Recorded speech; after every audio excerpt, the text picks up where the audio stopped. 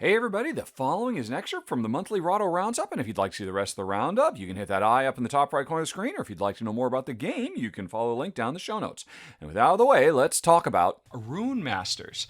Now, sadly, I've not done a run-through for this, but I'm using the video from the French channel Ludovox. Thank you, Ludovox. Folks, if you can understand French, or you just want to go to YouTube and turn on the French subtitles, but then switch them over to be automatically converted in English, there's a link for Ludovox's video down below. It does a very good job of showing what this game is. This is a cooperative tower defense game where players, 2 to 4 players, you can play solo, but if you play solo, it recommends playing with at least 3 or 4 to replicate a 3 or 4 player game. But if you're playing a 2-player game, there's only 2 heroes. We are in one of 4 spaces in the center of the board.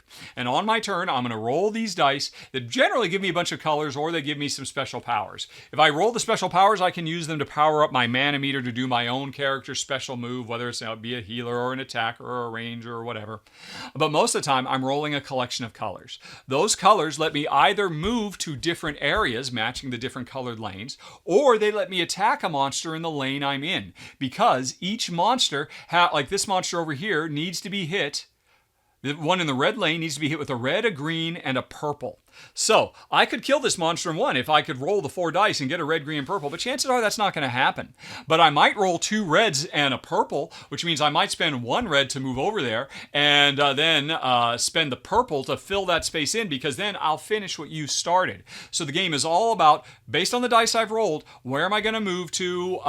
Because also, if you don't kill a monster, those monsters will hit you, and they hit you hard. And if they don't hit you, if you're not standing there protecting your section of the cathedral, I think is what we're protecting, then they will hit the cathedral, and the cathedral, when it dies, we lose. So it is a very fast, frenetic game. Every round, new cards appear in the different lanes, and they're always moving forward, and they have different types of powers about the way they move, the way they spawn, the way they behave, and it's a simple, fun little cooperative puzzle. When I'm up, I'm going to roll these dice, and how am I going to use them, including maybe spending some resources to re-roll them or what have you.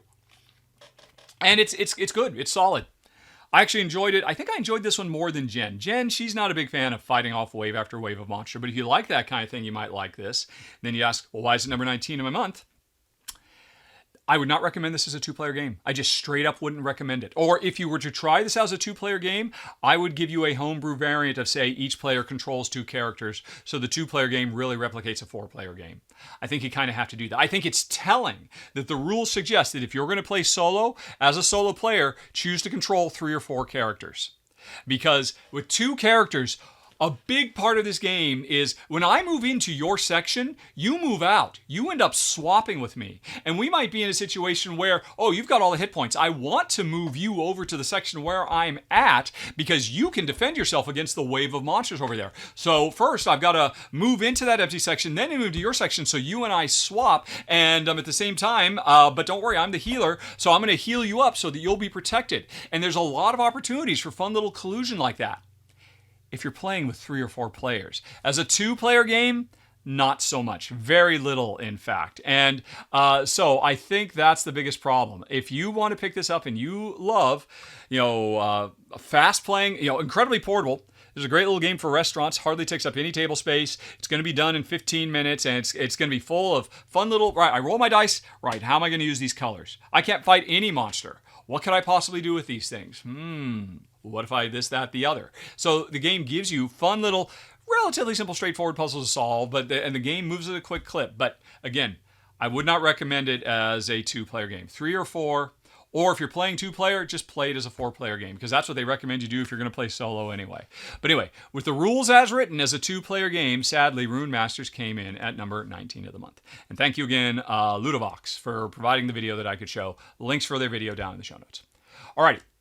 And thanks for watching, folks. If you enjoyed it, please like and subscribe. It makes a huge difference, believe me. But with that out of the way, if you'd like to see some more, over on the left, you can find a playlist of a whole bunch more Rahdo Rapid reviews.